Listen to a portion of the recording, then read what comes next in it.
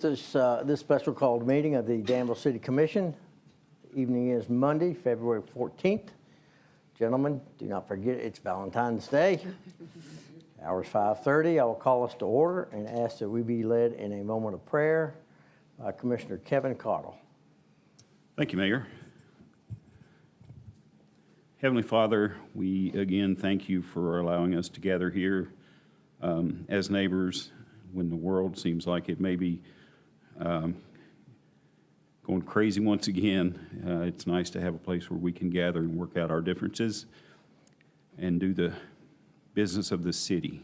We would ask that you be with our first responders and also those who have been put back in harm's way and will be put back in harm's way. And also we pray for any man who forgot Valentine's Day. It's in your name we pray. Amen. Amen. Somehow, Commissioner, I knew you were going to slip that in there somehow. Please stand and join with me in the Pledge of Allegiance. I pledge allegiance to the flag of the United States of America and to the republic for which it stands, one nation, under God, indivisible, with liberty and justice for all.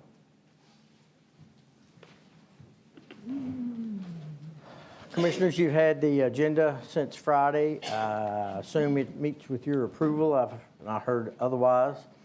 So we'll move right into the section of Hear the Public. This is the public's opportunity individually to take 3 minutes at the podium to talk about any subject that is on tonight's agenda. There'll be an opportunity later on to do the similar on any item that is not on tonight's agenda. Dr. Wilt. Good afternoon, Mayor. Good afternoon, sir. Commissioners. You'll recognize me once again as Marshall Wilt, an Airport Board member.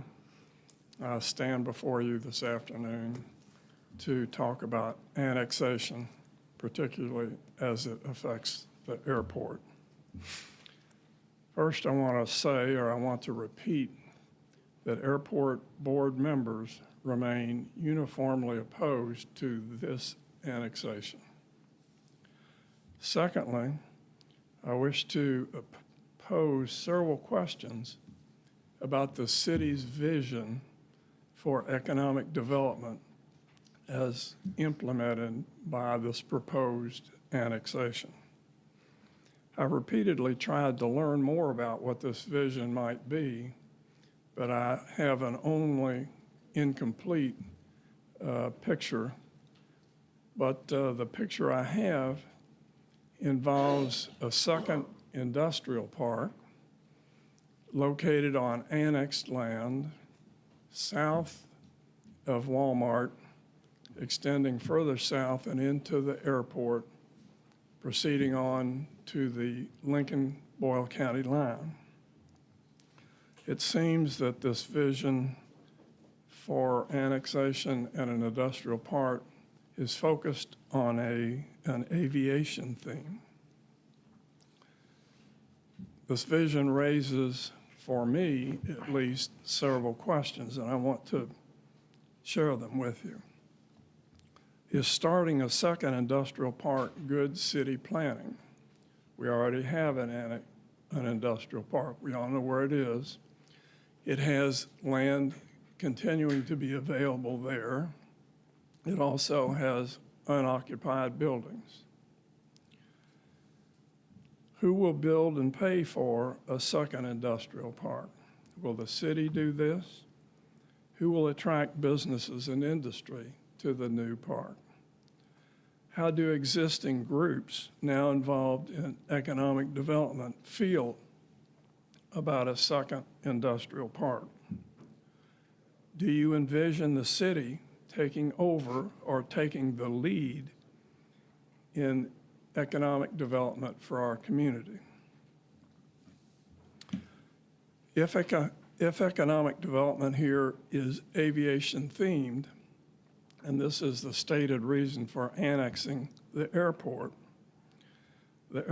can and will willingly help. We've attracted several businesses over the last several decades, and we have an unusually successful record for an airport like ours. We excel in supporting private pilots and particularly business-related aviation. Now there are 50 airplanes based here, or at least there were before the tornado. And we have a handful of businesses based at the airport which employ roughly 50 people. We give excellent service at a low price to businesses and industries who use aviation for moving people and material and equipment in and out of our community. What we likely cannot do, however, is to attract cutting-edge Silicon Valley-like companies which are presently developing aviation-related products and aircraft that are on the frontier of what is possible. Marshall, 3 minutes is up. How much longer do you have? I have about 1 more minute. I would ask for forbearance to complete. Thank you. There are places in the United States that are better equipped to serve these businesses, airports, and we do not have the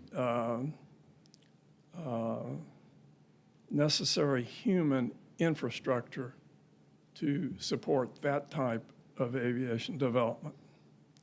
Why does the city envision economic development that requires the airport to be annexed? We have asked this question several times. The answers, in my mind, are vague and unconvincing. Many of our tenants share this feeling. This is the finish. There is a way forward, a way Patty Powell would have described if she had recently been allowed to speak. Vote today to abandon this annexation procedure and begin again with a territory that's reduced by eliminating the McCormick property and the airport. Then annex the other 3 as a beginning.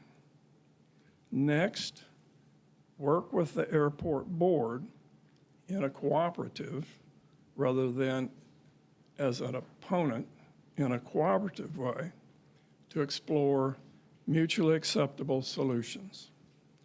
Trust thereby can be repaired, and the city, the airport, and our community will be stronger if you follow this path. Thank you. Anyone else?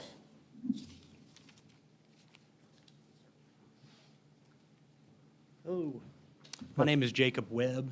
I'm here in regards to your agenda item number 3, 0 Ridgeview and 0 Heartland. It's my understanding that this is potentially going to be a scratched agenda item for this evening. So I want to thank all of you. I know you've received probably quite a few emails from our community of Colonial Heights in regards to this issue. I'll be very quick. I just want to figure out or determine at this time if, when this is rescheduled for a vote, if this indeed will be a public hearing where members of our subdivision as well as others involved will be allowed to speak. Thank you. The short answer to that is absolutely. Great. Thank you. Yes, sir. Anyone else? Seeing none, we'll move right along to item number 1. That's the approval of the minutes of the 2 previous meetings, January 24th and February 1st. Do I hear a motion? I'll move for approval of the minutes of both of those meetings. Thank you, Commissioner Terry. Is there a second? Second. Thank you, Commissioner Cardle. Discussion? Seeing none, all in favor, say aye. Aye. Opposed, like sign. Motion carries. Item 2 is the zone change recommendation for 0 Sanctuary Road. Mayor, if I may interject before conversation begins on that matter, I need to disclose for the record of the commission and the public that in the next 2 matters, the zone change on Sanctuary Road in Ridgeview and Heartland, I represented the developer before the Planning Commission to present those two requests for the benefit of the developer as a client of mine. And so therefore, by virtue of that representation, I'm required ethically to recuse myself from this matter. The city has outside counsel and Brian Bowman from Sturgill, Turner, Barker, and Maloney, who has represented the city in previous endeavors, not only ones of this nature, but others. And so at this time, I will recuse myself and leave the chamber and allow Mr. Bowman to ascend to my chair. And upon the completion of those two items, I will return. Thank you.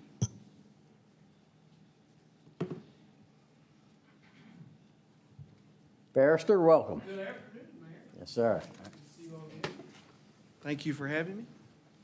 So with this agenda item and the next, you have a proposed zoning map amendment that comes to you that has been approved, recommended for approval by the Planning Commission. You've probably heard this outlined before, but I'll remind this body, you have really several alternatives in front of you as to how to proceed. I had spoken with the attorney who had represented some of the neighbors, I think, before the Planning Commission earlier today to kind of outline what I was going to say to you all tonight. Obviously, this comes to you, and if it moves forward, it takes the form of an ordinance, which amends the zoning map of the city. And like all ordinances, that requires 2 readings, so there's no vote tonight, there's no vote next time. But you all have options as to what type of proceeding that you want to do. At one end of the spectrum is you do nothing. You have the record before the Planning Commission, you all can review it, you hear from no one. You don't hear from the applicant, you don't hear from any supporter, you don't hear from anyone opposed to the zone change or anyone wanting to speak. At the other end of the spectrum, what I call a full control alt-delete. You redo it from scratch, you have to follow all the statutory notices, the postings, the mailings, and all that, and that's a complete redo before you. Kind of the middle approach is you leave the record as it is. So you can't introduce any new evidence. You know, the developer can come forward with some new plan. Anyone opposed to this couldn't come forward with new evidence. So you have the evidence that you had before the Planning Commission, but you allow those who wish to speak, and as we say in the legal world in a kind way, we argue our case to you, right? You've got the evidence, you've got the facts before the Planning Commission, and anyone who wants to speak that you all set whatever time restrictions you need to set can speak and put forward their case either in favor of this proposed map amendment or opposed to it. And I'll be here as much as you all need me to be to kind of walk you through. And what I would just propose tonight is for one or both of these measures, kind of select your process.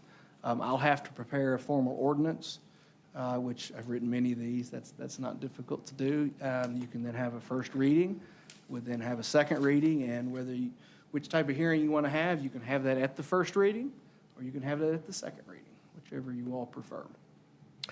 Is there an opinion to be expressed by Well, any of I'm us? going to make a motion first, and then we can go into discussion. Is that appropriate? One more time, I couldn't get all that. I'm going to make a motion first and see if it's seconded, and then we'll start discussion then. Sure. Okay. I'm going to move for approval of the zone change recommendation for Sanctuary Road as given to us by P&Z. Motion's made by Commissioner Cardle. Is there a second? Second. Commissioner Holland, thank you. Okay, we are in discussion. Were any neighbors opposed? On the sanctuary, we weren't aware of any. Okay. The concept on it was consistent with things that he had originally proposed on the master plan for the entire property back in the day. And certainly, that seemed consistent with that document back then. Look good. Any other discussion? I'm glad to see some more development. So I believe you said we did not have to take action, or we do? Well, not tonight, because I'll Okay. have to prepare the ordinance, and so Gotcha. ultimately, you will vote on the ordinance. Correct. So you're directing staff to draft an ordinance for first reading on the sanctuary. And so then we will have that ready at the next commission, regular scheduled So commission. we don't have to officially accept this document as a body. No. At that time is when you would do that. Okay. I'll withdraw the motion. You I'll want withdraw too. to? Okay. All right, item 3 is the zone change recommendation for Ridgeview and Heartland. What staff would recommend is to pick a date to meet and so that you can have the discussion and make more time available for the citizens to voice both sides of the issue. Now, whether or not you want to have the ordinance and ordinance prepared is up to you. But that's what staff's recommendation is. Do you want us to hash out a date tonight, or do you want us to hash out a date some other time? I would recommend you doing that tonight and deciding, for example, so Mr. Bowman could be here, but also confirm whether or not you want to do it during the day or at 5:30. The schedule for that meeting to plan it more efficiently would be Well- better done tonight. I would think evening would be more convenient for most of the Yep. Yes. citizens. Residents? And, There you and I go. guess Chris. we need to ask Mr. Bowman's availability as well. Sure. Is your all preference a Monday evening, or what's best? And do we, well, we need obviously at least a couple of days so that we can get it announced and, You could do it next Monday at 5:30 if you want, with, Okay. so far as I know. Yep, that is fine. JH, Jenny, you all good on that date? I'm checking. The only thing I would suggest is, obviously, if you're going to do it on Monday, that couldn't be the full-blown redo hearing from the start, because you wouldn't have enough time to have posted it. So if you wanted to have that first reading on Monday and at that time hear from the public or from the applicant, that would be what we call an argument type of a proceeding, where everyone still gets to speak, inform you all of their opinion, but you couldn't take new evidence, testimony, records, studies, photographs, those types of things. If I know this board, I would say that's what they want to do. I think traditionally, that's what most cities tend to Yeah. do. It allows the public to be heard, and I know it's important to this body. Everybody good with that? Are you saying a full-blown hearing? No, no. no. Saying option 2. I'd probably be in favor of a full-blown hearing so that we could acquire new additional information. So if you do that, then we have to go through all the postings again understand. on the sign, the notice to the neighbors. And then everything that was done at the planning commission has to be redone to this body. Okay? So, The other alternative is that we come in, we take what's been presented, hear from both sides, but you're saying no additional information can be shared at that time? no new evidence. No new So, evidence, so okay. for example, if someone went out and conducted a, I don't know, a water survey of the property to measure runoff or something like that, that new type of information couldn't be presented.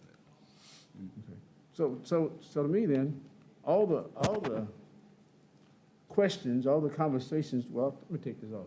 All the questions and conversations we've had with citizens about this proposal and getting their questions answered that were not answered at the other hearing, how do we get to the point where we can address their concerns and their issues? So I'm not sure exactly what a lot of those were. I thought some of them were addressed previously. They may have been addressed with yeses or nos, so that may not have. I know a traffic issue, a traffic study, I guess, was one thing that I heard repeatedly, that they're Right. concerned about the traffic through there. So that would be, I would kind of like to know how the traffic would be affected myself, because that's, Yeah. that Without- turns into a bypass, sort of. Yeah, I think what the suggestion was that they would complete a traffic study, and I can't remember exactly which stage it would be completed. Steve, do you remember? Yeah. Right.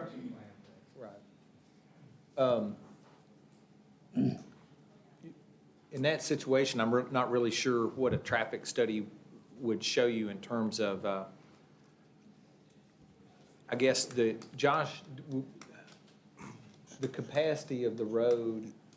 Yeah, traditionally, like when we've required traffic studies on developments, it's been to address level of service, which level of service is about capacity and flow, which is kind of the opposite of the concern here. The concern here is too much capacity and flow through the neighborhood. So we saw this opportunity. We'd like to do a traffic study at some point just to review how they think the numbers will if the connections are made to both neighborhoods, what neighborhood is impacted more? Which direction do they think traffic's going to flow mostly? And then we can start looking at how speeds will be affected through there and start talking about traffic calming, because that's really how we address a lot of these concerns if this connection occurs, is how do we keep the traffic that does go through these neighborhoods to a speed that's reasonable for them. So, If I could add to that, I think all of that was discussed at the planning commission, all that can be brought back up. If the concern was, well, I want to see what this traffic study is before we vote on this, that's not going to be accomplished right now, by setting that notice. If that's your all's concern, then that would be a no vote. And then if that's legitimate under the current zoning ordinance and the. Well, I think the other concerns is the number of lots, the additional number of lots. And also, I think the concern that I've heard from lots of people, the size of the lot and the size of the potential homes that may go on those lots. So I guess my question is, if we proceed kind of with the middle of the road and we still hear from both sides, but that causes us maybe to add some conditions or to change anything, can we do that at that time, or would we have to go back and do a new hearing? You could probably do that at that time. I mean, I think that depends upon what the developer is willing to accept. I mean, maybe a condition that the developer doesn't want to agree to. That's their choice. Okay. So if we kind of ferret something out at this meeting, we will have the opportunity to Yes. address those. Yes. And possibly change conditions if that's what we find. Yes.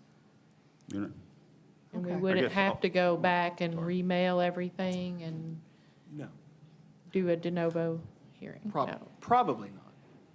I mean, if it were a complete, if you were changing the zone from what's been recommended, it would have to go back. I can't imagine any of the conditions you all would contemplate would do that. Okay. Knowing that, I'm okay with using the evidence that is presented but still hearing from the public. But if you all don't want to do that, I'm okay with that too. Well, I'm thinking that if we go down that road and we decide that we really do need a hearing, then we can, at that point, True? Right. go back. Yeah. Okay. Right. That's what I wanted to Or know. that issue pops up and at that point, then you remand it back to the planning commission to address some other issue that no one contemplated. Okay. You still would have that option as well. Okay. So conditions could be added with the developer at the meeting, if he agreed. And yes, and if they're consistent with your Right. code and Okay. the map and comp Okay. plan and all that, right? Like a cul-de-sac or landscape Well, that's buffer kind of getting, or sure, some of those things, something like that? some of those are more design issues that would be more from the development, the final development plan. But Okay. yeah, all those types of buffers could come into play. Thank you. Do we need a motion or something as to how we want to proceed? I think it's best, so everyone knows and there's no question, that Okay. you would do a motion that we're going to direct me to prepare a draft ordinance, that will have a first reading on whichever date is convenient for everyone. At that time, you will hear arguments from anyone who wants to speak for or against, or someone could be neutral, it does happen. And then, we don't have to do that tonight, but then we'll schedule a second hearing, a second reading of the ordinance at whatever meeting you all want to pick, and then you'll vote on it at that time. Let me start here. Are we all good on next Monday evening? Okay, fine. Then is there a motion? It's President's Day. I make a motion to do what Brent said. I'll second that. We have a motion by Commissioner Except Cardinal I'm Brian, but. I'm sorry. Brian. and a second by Commissioner Terry, So Monday at 5:30. 5:30. Monday, the 21st, 5:30. This is our only agenda item, correct? I know it. It's what? This is our only agenda item, Uh-oh. correct? We will have here the Sure. public. And both the applicant and the public will be able to speak. Okay, just want to make that clear. Sorry about that, Brian. And that's I think I all did right. that last It time you were happens. here. I think I It's been called you going on Brent. for 40 plus 45 years, however old Brent is. So, yeah. Okay, we good there? I know what to do. Item Okay. 4 is the Certified Local Government Annual Report. Thank you. With that, I'll Joni excuse House. myself. See you all next month. See you. Thank you. Safe travels back.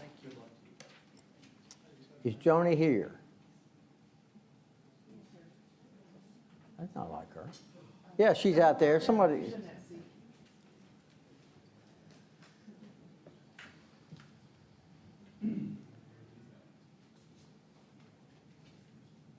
Paging Joni House. Paging Joni House.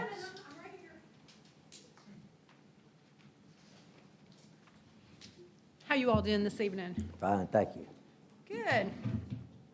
Well, I'm here to give first I will do my monthly report for the Architectural Heritage Board, and then the yearly report for the Architectural Heritage Board. So, Commissioners, good evening. It's good to see you all again. For the month of January, I spent almost the entire month finishing up all of the surveys that we've done for the last year.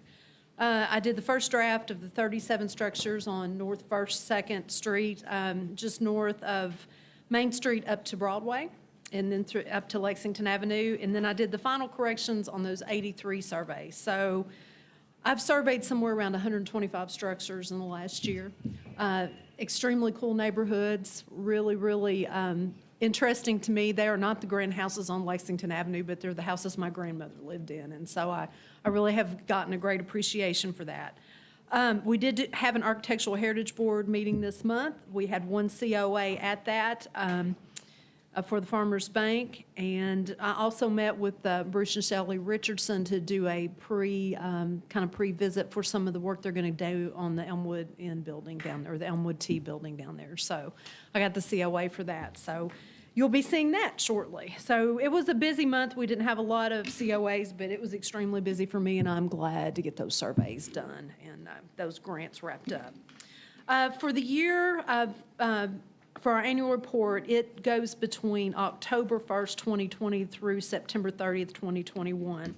We had a really pretty good year this year. None of our issues have changed. We still have the enabling ordinance. There's been no changes to that. The one thing that we did have was to change the design guidelines for public art, which you guys are all aware of and helped with. And that's been a lovely thing to have done. I'm very glad about that. Through the year, we did 23 COAs. 23 were submitted, 23 were approved. One was partially denied because of they wanted to paint some non-painted or unpainted masonry. But I'd got with the building owner before the COA, and she kind of withdrew that anyways. So it got denied, but there was no appeal to that. We have had no new National Register districts added this year, although that may be something I come to you guys in the future now that we have all these surveys done. We may look at expanding the National Register districts. It would be a benefit, I think, to the building owners on those streets because that would make them eligible for tax credit jobs for any of the commercial businesses and for any of those rental facilities that they're using. So that would be a big benefit. But that is a rather large project to get that done. And with these surveys, I can't pull it off in 1 year. So I'll probably see you guys with that project next year. Everything with the Architectural Heritage Board has been going well. Everyone had training this year. We did have the Kentucky Heritage Council Certified Local Government Guru come down and conduct training for our Architectural Heritage Board. We have one new member, Pat Boatwright, and we have a couple vacant spots, which I understand we're going to talk about later this evening. There's been a lot of webinars we've been able to get out to the members this year, so we did do a lot of training on different aspects of the Architectural Heritage Board. I think probably our big win for the year, I've really been able to talk with a lot of business owners and folks within the community. I'm getting a lot more calls of, hey, can you look at my building? Hey, can you come over and give me some ideas? Hey, how about that tax credit? So people are starting to utilize the service much better than in the past. So I'm glad that that has come about. That's pretty much it. It hasn't been a big year. We have had no giant projects, but that's all, folks. Unless you have a question, I'm happy to answer. And Any questions for Ms. House? well, that was easy. Thank you, ma'am. All right. I guess I'm an easy part tonight, right? So y'all have a good evening. Thank you so much. Thanks for what you do, Johnny. Hey, thank you all. Item 5 in your your material tonight is a recommendation for a cemetery appointment. I am going to ask Commissioner Atkins, as Mayor Pro Tem, if he would lead this, please, sir, as the, let me double check something.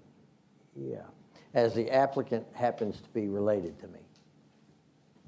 And if the commission wishes, I will step outside, so whatever y'all want to do. I don't think this rises to that level personally. Okay? Yeah. Well, the recommendation is for Ms. Kathy Fuqua to serve as a new member of the Cemetery Committee. A term will expire March the 1st, 2025. There's an attached application with a bit of information about the candidate. We probably all know a little bit about it anyway, but the chair would entertain a motion to accept this recommendation. I'll move to approve Kathy Fuqua to the Cemetery Committee. Is there a second? Second. All those in favor say aye. Aye. Motion carries. Thank you. Thank you, sir. Item 6 is appointment to the Danville Architectural Heritage Board. Mr. Gary Nogle, who is an architect, comes to us from Point Loma, California.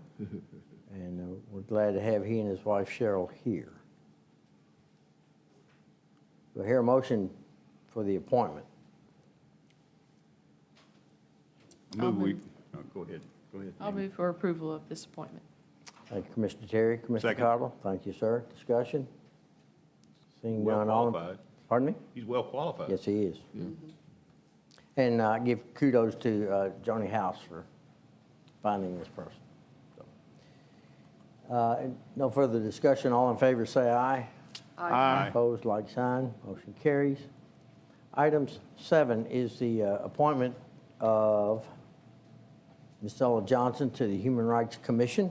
Her term would expire February 1, 2025. Chair will entertain a motion to that effect. I'll move to appoint Ms. Ella Johnson to the Human Rights Commission. Thank you, Commissioner Atkins. Is there a second? Second. Mr. Holland, thank you, ma'am. Discussion? Seeing none, all in favor of the motion, say aye. Aye. Aye. Opposed, like sign. Motion carries. Item 8 is resolution number 2022-02-14-01. This is the agreement with our health insurance broker service. Their own HR director, Mr. Randy Boyd.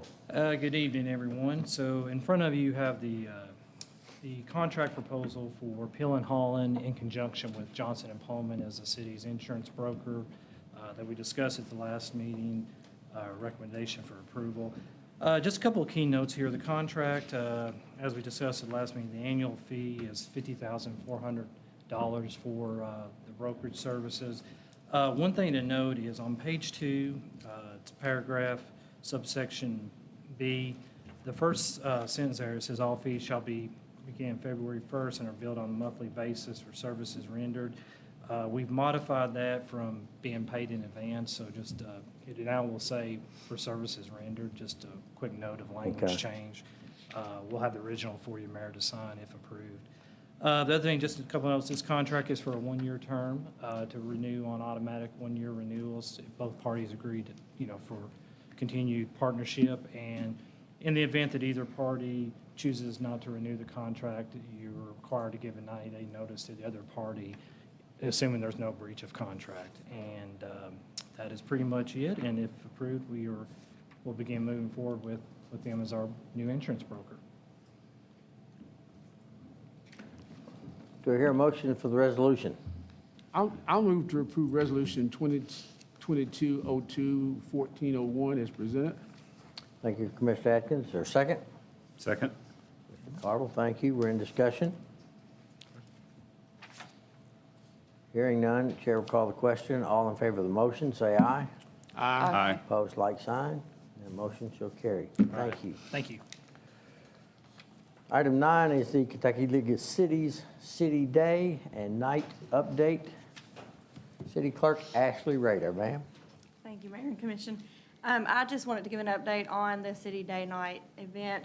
I've coordinated and set up 4 meetings with some of our legislators. I'm still waiting to hear back from 2 of those. And I just need 1 or more of you all to attend with Earl. I need to know who's interested in going to that. And I think Earl is going to invite some people from surrounding counties to also attend with us. Who all's going? I'm in. I'm going. Could you share with us the appointment times? They start at 10:30, so you have 1 at 10:30, there's 2 at 11, and then 1 at 11:30. It's the only times they had available. That we'd like to have, and one that we won't be able to get. So we could have one and have to split duty during one of those other time slots, or we could have one before 10:30 at maybe 10, and also you could also have another one at like say 12, but that's about it. Okay. So it's on my calendar. I'll try to go too. Yeah, what day is it again? It was a Wednesday, right? February 23rd. Okay. So if there's 3 of you, we'll let you know, and we can shore up the schedule this week, and if anyone else wants to go, just let us know. Obviously, we'll ride separately, and we will split these meetings so that not all of us are at each meeting. For example, we know that we have two different ones at 11, so it's easy to separate and split up. So we'll try to coordinate that as well, as long as we know how many's going. So you're not going to drive us? We would probably end up with 2 cars if there's 3 of you going. Nice try. Anything else, Ashley? No, sir. Okay, thank you.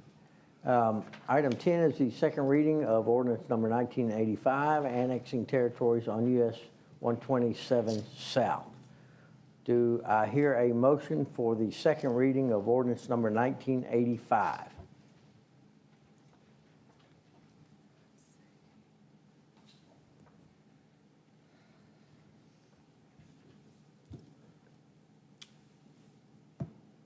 I'll start the discussion then. I'll make a motion. Make the motion, sir. I'll make a motion to approve the second reading of ordinance 1985, annexation territories on US 127 South as presented. Thank you, Commissioner Atkins. Is there a second? Second. Mr. Terry, thank you. We are in discussion. Mayor, I'd ask the city clerk to read into the record, please. Please, ma'am. This is a second reading of ordinance number 1985, an ordinance of the city of Danville, Kentucky, proposing to annex the unincorporated territory lying adjacent to and contiguous with the present city boundaries, being the area between US 127 South and Ghost Pike, extending to the south past Kentucky 1273 Airport Road, which property is owned by Franklin Floyd Jarvis and Martha Sue Jarvis, husband and wife, Nicholas Adams and Brittany Mills, husband and wife, William D. Spoonamore, unmarried, William L. McCormick, and Danville County Airport Board, consisting in the whole of 583.663 acres, more or less, and being more accurately described below. Any discussion? I just have a quick question for Stephen. Was in correspondence today with somebody who had the question about being able to, having enough time to do a petition to put it, I guess, on the ballot or whatever. Did we do that? So the ordinance provides, and Kentucky law provides, that upon the second reading and publication of your intent to annex ordinance, which, and this is listed in the statute as well as our ordinance, that you have 60 days. Voters within the proposed area have the right to gather petitions necessary to protest the annexation. And they are required to present, I believe they have to have, offhand, I believe it's, you have to have at least 51% of the legal voters in the proposed annex area sign a petition that's presented to the mayor within 60 days, after which time it is presented to the county clerk for inclusion on the ballot to be a referendum for those to vote upon that only for registered voters in the proposed area of annexation. At that vote, you have to have 51% strike it down in order for it to fail. That's the process, which is outlined in the statute. It's also outlined in our ordinance. Upon passage of the intent to annex ordinance, certified letters were sent to, actually, I don't know if they're required to be certified or not. I think they're just regular letters. I don't think they have to be certified by law, to all of the property owners within the intent to annex area. Those letters were sent. The clerk gave certification of it. The process is clearly outlined in that document that they have 60 days to do so, present the petition to the mayor. The city did not receive any notification of any petition protests. I should say additionally, too, that I explained that right of protest orally at the meeting, in addition to it being in writing. So it was explained to all who were in attendance, as well as a copy provided in the mail to all of the residents. And so I would say that adequate notice of that right was afforded to all of the residential property owners. And that's your question, sir? That does. The question I want, question that, for council and city manager to give us a overview once again of the impact of this annexation on the airport and the airport board itself. What are the implications of impact on the airport? Well, we can say succinctly, and the city manager is free to add to it, we do ourselves a disservice when we're calling this airport annexation. This is a southern territory annexation to the city of Danville. And what by law that entails is the extension of city services. It requires, the implication has nothing to do with anything other than the extension of the service boundary of the city, meaning extension of police protection, extension of fire protection, garbage pickup, city water rates, city sewer rates, and any other services that are afforded by the city are within the service boundary as extended by this southern territorial annexation if approved. Those are the true implications of annexation. They have nothing to do with control of any property. That's quite opposite of what annexation is. The city routinely annexes property, and all it means is it's an extension of the city's service boundary, and nothing more, nothing less. Anything to that? No, sir. Then the next question, because since we met at Jenny Rogers, I assume everybody on the commission's had lots of phone calls, text messages, emails, whatever. How does the annexation of this 583.66 acres of land impact the airport board? Then how does it impact fiscal court? Well, to the extent that that it has any effect whatsoever on the airport board, it would be the same impact that it has upon any property owner within that same area. Any area annexed has availability of the city services that we previously described, as well as the other host of things such as alcohol sales or whatever liberties are offered those that are within the service boundary area of the city of Danville. To the extent that it affects the airport board, I would say it does not affect them whatsoever in regards to the operation of the airport. Annexation has nothing to do with operations, nothing. No more so, and I think I've used this example before, but when properties have been annexed before in the city, which I said again is routine, the city does not dictate what's in the refrigerators of those homes that are in that particular area. They're free to operate, eat, drink, and be merry however they so desire. And that won't change for the airport board to any extent. They would still be fully vested in 100% control of their property and their operations. And to the extent that it affects the county, I don't see any negative impact to the county whatsoever within that area. Mr. Coffey, would you add anything? to Yeah, that? I've never been made aware. The city annexed on the west side of 127 in a conversation today years ago, and I forget the acreage over there on that property, but it doesn't have any negative impact on the county that I can ascertain.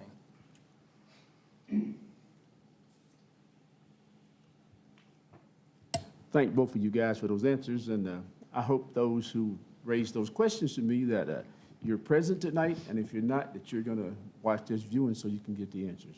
Thank you. You're welcome. Anything else? We've said a lot since July, so I don't have anything new to say. For me, it was a lot about how it was handled, so. You know, and I should say, just to that point, Commissioner,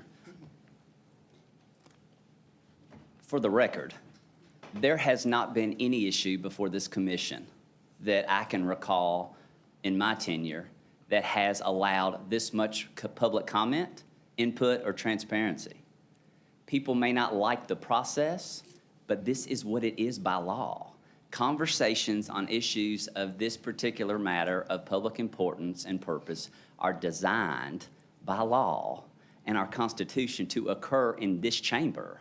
They are not designed to have conversations outside of this chamber.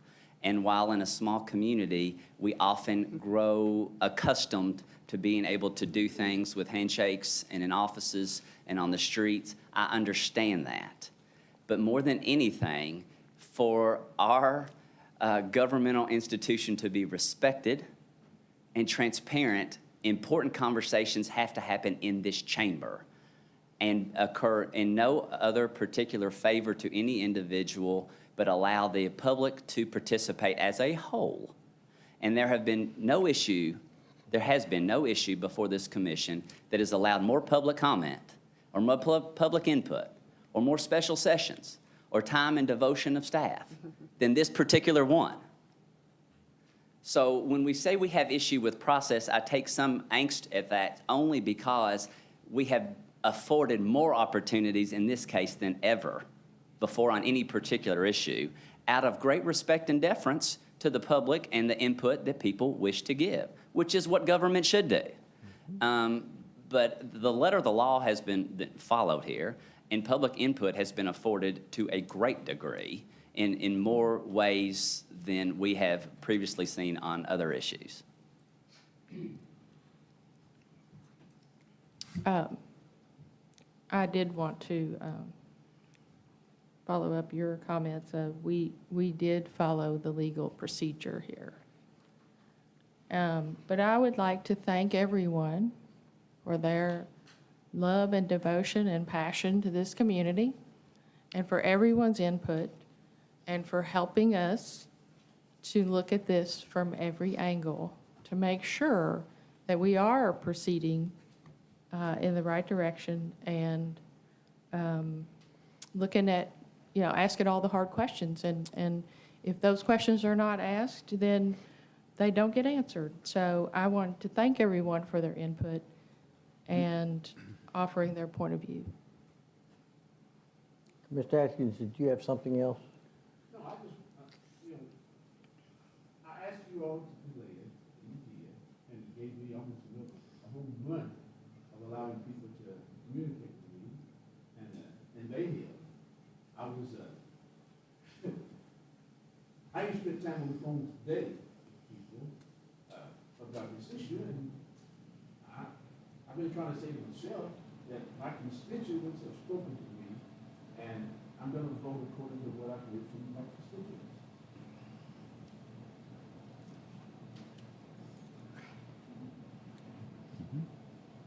Anything else? Chair will call the question. Madam Clerk, roll call, please. Commissioner Cottle, No. Commissioner Terry, Yes. Mayor Paris, Yes. Commissioner Holland, No. Commissioner Atkins. Yes, ma'am. Item number 11 is the second reading of ordinance number 1988. This is a zone change for zero South Danville bypass. Do I hear a motion for the ordinance? I move for approval of the second reading of ordinance number 1988. We have a motion by Commissioner Cottle. Is there a second? Second. Mr. Terry, thank you. We're in discussion. Mr. Coffey, anything you want to add to this discussion? No, sir. Anyone else? If not, Chair will call the question. Madam Clerk, please read the ordinance and roll call. This is the second reading of ordinance number 1988, an ordinance changing the zone from AG agriculture to RM3 multifamily residential, RM4 multifamily residential, and HB highway business for approximately 56.539 acres, more or less, of real property located on the South Danville bypass in the city of Danville, Kentucky. Commissioner Terry, Yes. Mayor Paris, Yes. Commissioner Holland, Yes. Commissioner Atkins, Yes, ma'am. Commissioner Cottle. Yes, ma'am. Item 12 is City Manager Report. Mr. Coffey. Thank you, Mayor Commissioners. We sent to you by email a proposed budget calendar. Would hear any suggestions, or it was very closely assembled or resembled last year's planning effort. And so we're going to proceed with that schedule. The first meeting would be March the 3rd, and then followed up essentially on Thursdays thereafter. We would ask of two things. One, just to confirm the overall schedule. Then the other is, what time do you want the meetings to start? We have traditionally started those early, about 9. So we would defer to your all's judgment on when to schedule those time slots. Yeah. I have a conflict on the first two Thursdays, oddly enough.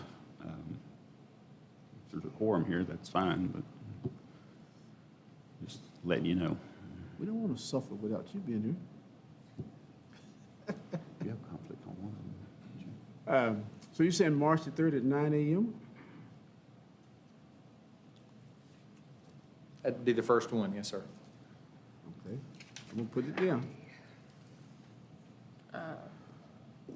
Would you rather we change that to a different day, Mr. Cottle? Aren't you going to be gone on one of those days for Brent? That's on the, yeah, I won't be here on the 10th. Yeah. We could move those to maybe the 8th and the 15th, so that the first two were on Tuesdays, if that would be easier for everyone. 8th and 15th. Or Wednesday. Wednesday, I mean, yeah, just backing up a day would be fine with Yes. me. It's just- Wednesdays are a little easier for me to navigate. What about the rest of you? It's our busiest day. I'll see if I Oh. can get away. How long is it going to be? I could probably get away hour or two. The first two will probably be probably 2 hours or less each, I would suggest. And if it starts at 9, that'll help, Okay. because we don't open till 10, sorry. So we Yeah, wanna that'd be move- good. We will move the first two to the 2nd and 9th. And then Okay. publish a new schedule. We'll have all the meetings at 9 a.m. Community presentations would be towards the end of April, the 21st. We'll put that out there, and then the deadlines for the community agency packets would be March the 30th, which is essentially the same day of the month as last year, plus or minus a day. And you want to do those, all of them at 9 if we can? Yep. That way we're always on the same page. The next thing is, if we're good with that, we do have an active shooter training scheduled for the 16th at 7 p.m. here. That's available to you as the commission, and also we're going to invite some of the staff, the management team particularly. If you wish to attend, you can let Ashley know if you have any. And that's here? Yes, sir.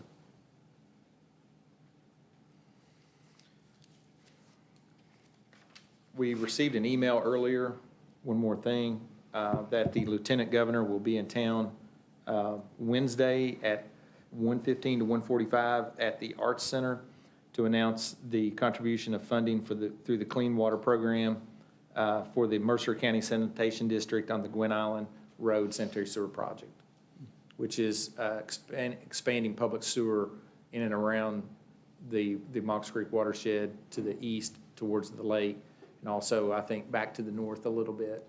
I forget exactly what the project boundary is, which it should actually help and improve the function of that pump station, which has been the recipient of some fairly intense sewage from the prison over the years. And any additional flow will help with that. But we would like to make sure you're aware of that. And what day is that? Wednesday, the 16th, 1:15 And you, at the Arts Center. why do I have 4 o'clock down? That's the email I got was at 1:15. Okay. So change that. And this is just an announcement of the plans and the, I guess, the dollar amount? Correct. Okay, I think she's also presenting the check as well. Correct. okay.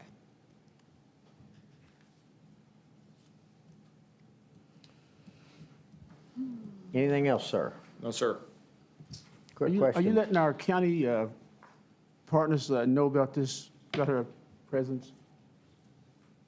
I believe they are made aware of it. The governor's office is who reached out and sent the email to our office, Yeah. so I'm sure they reached out to them as well. Okay, good. Well, I just think it's important that when people like that come to our community, that city and county share the information. Quick question, Earl. How's our search coming for our finance person? We'll have more on that tonight, Okay, good. later. Thank you. You know what that means, right? Where are we with our Friendship City in Danville, California? Anything? I haven't heard from her since the beginning of the year, but I'll reach out to her tomorrow and see where we're at with that. Yeah, that'd be good. Anything else, Earl? That's all I have. Thank you. We'll move into hear the public. This public opportunity to address the commission for 3 minutes on any subject that has not been on tonight's agenda. Ms. Brown.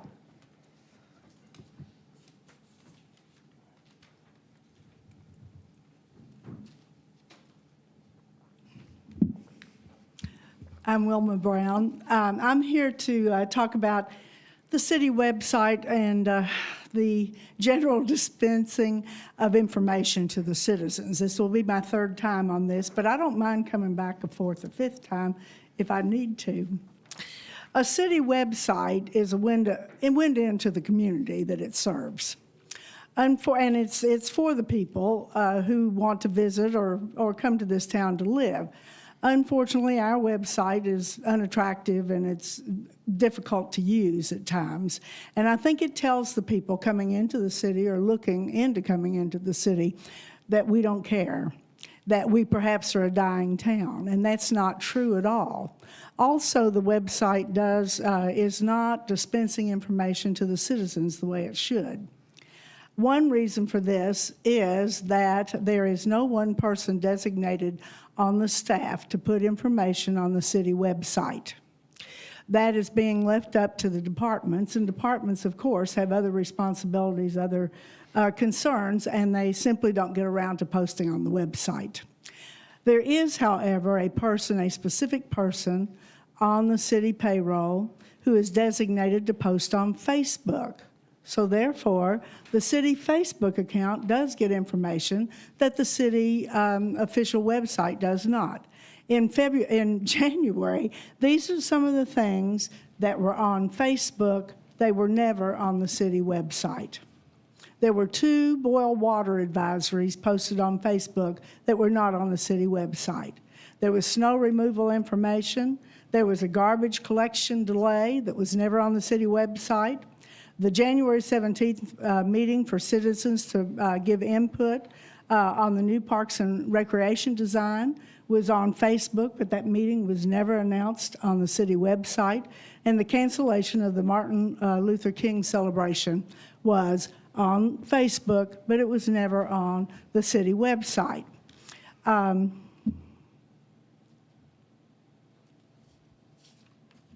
have some comments also about Facebook.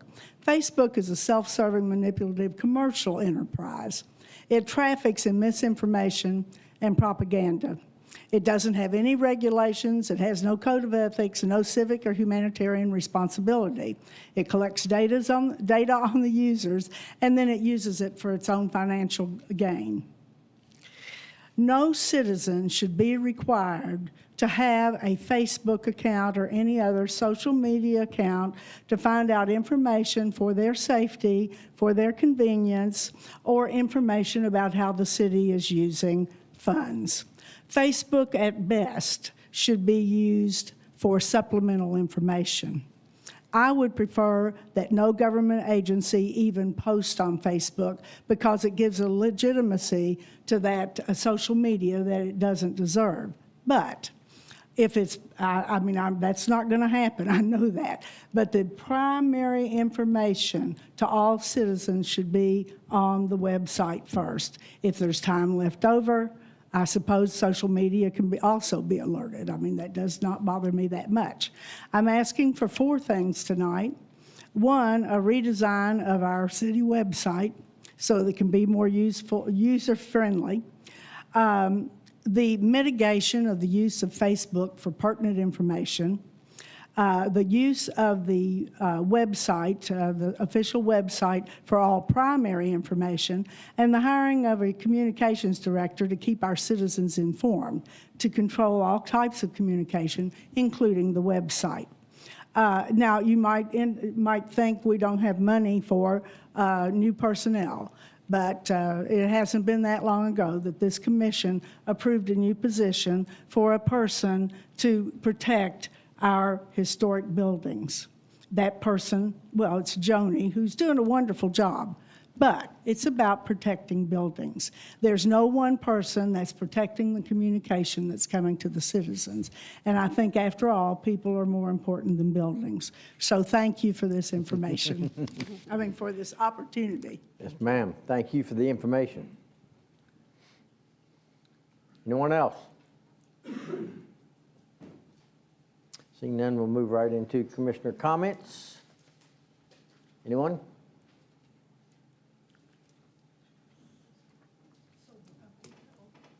If no commissioner comments, be looking for another addition to the cemetery committee at our next meeting.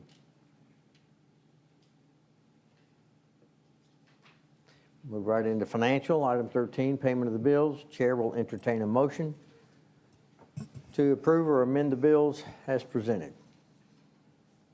I move for approval of the bills in the amount of $1,375,277.24. Mr. Cottle, thank you. Is there a second? Second. Mr. Atkins, thank you, sir. Discussion? Seeing none, all in favor of the motion, say aye. Aye. Opposed, like sign. Motion carries. May I make a comment? Sure. Back to commissioners' comments. We would be very much remiss tonight if we did not acknowledge the passing of one of our wonderful, very involved citizens in our city, Mr. J.P. Brownlee. So I just wanted to acknowledge that. That's a huge loss to our community. He was very active and what we also lovingly like to call one of our watchdogs. He kept us all accountable and did a great job, and he passed away after a fairly long illness just recently. So we do not need to go any farther without acknowledging him and his memory. Thank you, ma'am. Good thought. Thank you. Item 14 is resolution number 2022-02-14-02. This is the KRWA grant application. Mr. Carrier, floor is yours. Thank you, Mr. Mayor. As we all know, recent natural disasters highlighted the need for energy resilience along a lot of the public and water utilities. This is a grant with the Kentucky Rural Water Association to retrofit one of our pump stations with what's called a transfer switchgear, and all that is essentially is when you pull the generator up to a water pump station that's out of power. It's a quick connect is really what it is to get the water back in service and provide that water service to those customers. So we'll be working with the Rural Water Association to go through the process of doing the application. This is just the authority to go ahead and do that. Do you hear a motion for the resolution? Thank you, sir. Second? Second? Thank you, ma'am. Discussion? Chair will call the question. All in favor of the motion, say aye. Aye. Opposed, like sign. Motion carries. Item 15 is resolution number 2022-02-14-03. This is a payment contract amendment. Mr. Carrier. Thank you, sir. This is currently, if you went online to pay your water and sewer bills, it's through a secondary contract with a company called ACI Payments. And for a while now, the customers have been paying $4.50 for a transfer to do that service. So we went back to ACI to negotiate that down as far as we could. So we've negotiated that back down to $1.95 for the customers. So hopefully this will be beneficial financially for the customer base. Do you hear a motion? I'll move for approval of resolution 2022-02-14-03. Thank you, Commissioner Terry. Is there a second? Second. Mr. Cottle, thank you. Discussion? Seeing none, all in favor of the motion, say aye. Aye. Opposed, like sign. Motion carries. Item 16 is resolution number 2022-02-14-04. This is a change order for the Perryville Road elevated tank. Mr. Carrier. Thank you, Mr. Mayor. This is in regards to the ongoing construction work that's related to the new water tank on Tuggle Road. This is a change order to include installation and labor and materials to increase the building height at the pump station, increasing the height by 1 foot 4 inches. This resolves a conflict with door headers and louvers and hoist beams in the pump station. So this is just a contract change order to increase the cost to do that. It's $12,290. Do you hear a motion? I'll move for approval of 2022-02-14-04. Commissioner Terry, thank you. Commissioner Atkins, thank you for your second. Any discussion? Are we nearing the completion of this water tank? Yeah, we're getting close. We're experiencing some equipment delays, like a lot of the rest of the industry is, more specifically with the generator itself. I say that because we're experiencing some of those same delays on the wastewater plant too. But both of them do have in common the same brand of generator. And it was ordered probably back in June of last year. And it is what it is. So we're waiting on some of those critical mechanical parts. Otherwise, we're moving right along. Okay. Any further questions or comments? Seeing none, Chair will call the question. All in favor of the motion, say aye. Aye. Opposed, like sign. Motion carries. Item 17 is resolution number 2022-02-14-05. This is the bid award for Cape Drive and Corporate Drive. Marshall?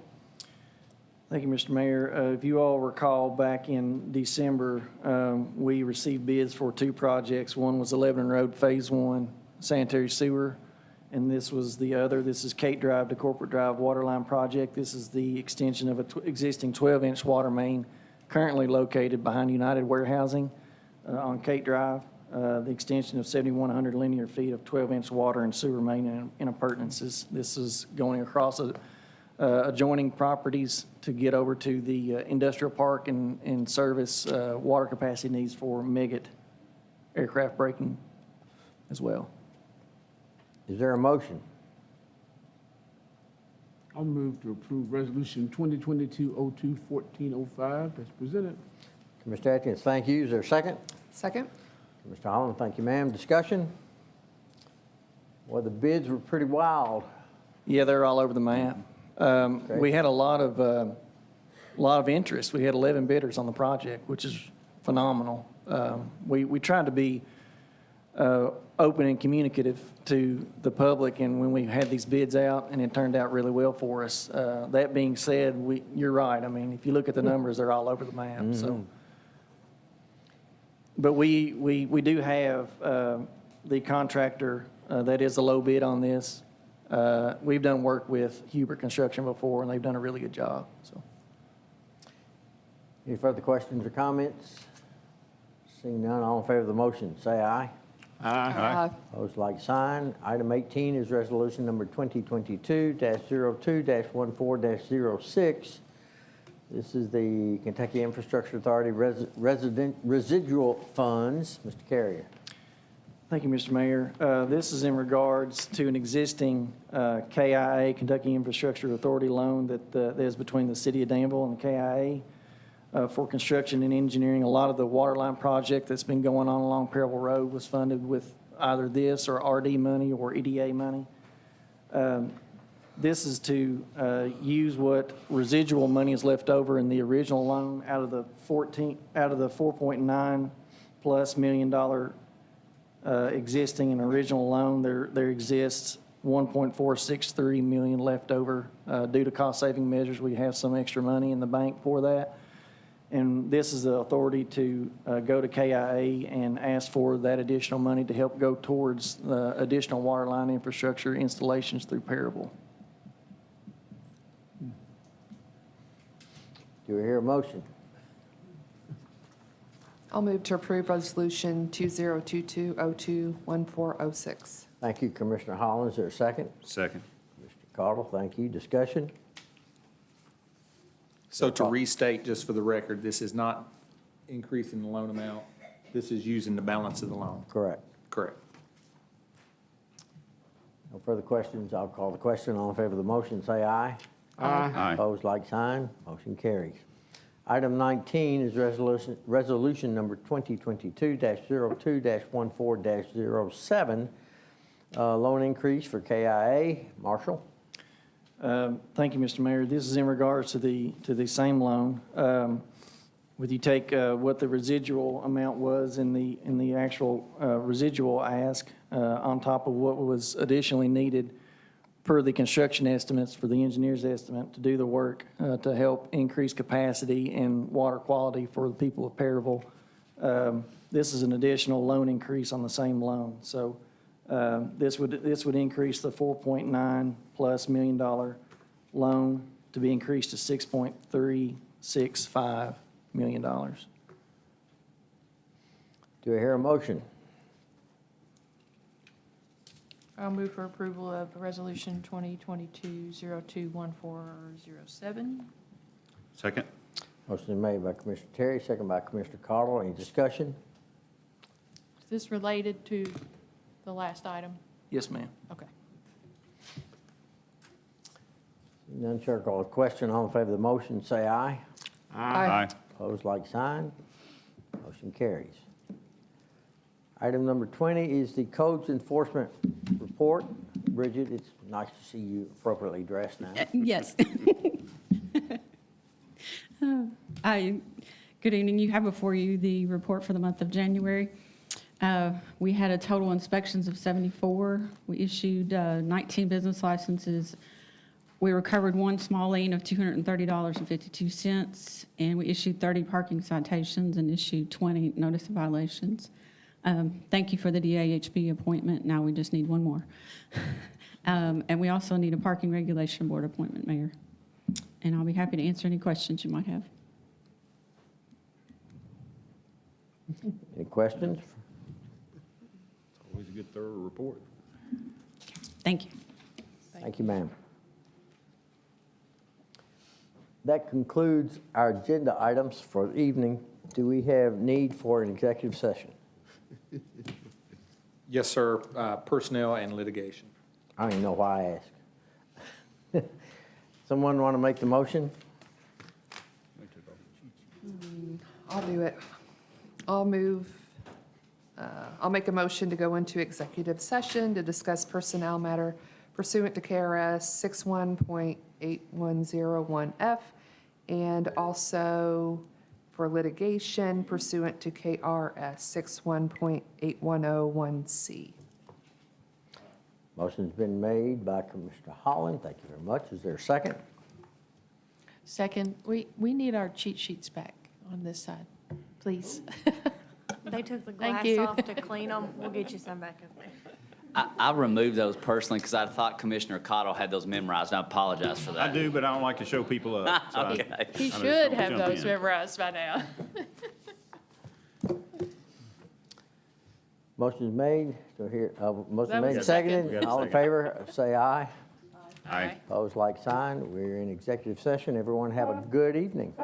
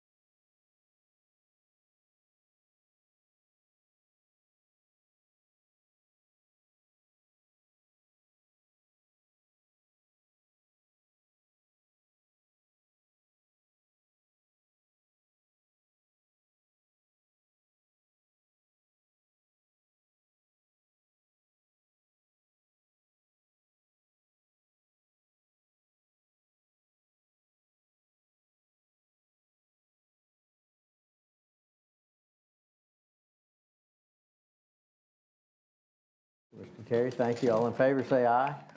Aye. Opposed, like sign. We are in regular session. Mr. Coffey? Thank you, Mayor Commissioners. We have two issues. We have received a letter from Arthur Gorley, who has requested special leave up to 6 months. We are recommending and requesting that be permitted. You are recommending? That be permitted, yes, sir. Do we hear a motion? We need to do a motion on that? Yes, sir. I move that we accept the city manager's recommendation for extended leave or special leave. Special leave. Second. Second, Motion third, made fourth. by Commissioner Cardle, second by Commissioner Terry. All in favor, say aye. Aye. Opposed, like sign. Motion carries. Staff is recommending the hiring of Lee Compton to the position of Finance Director for the city of Danville. Do I hear a motion? So moved. Second. Motion made by Commissioner Atkins, second by Commissioner Terry. All in favor, say aye. Aye. Opposed, like sign. Continue on, sir. That's all I have.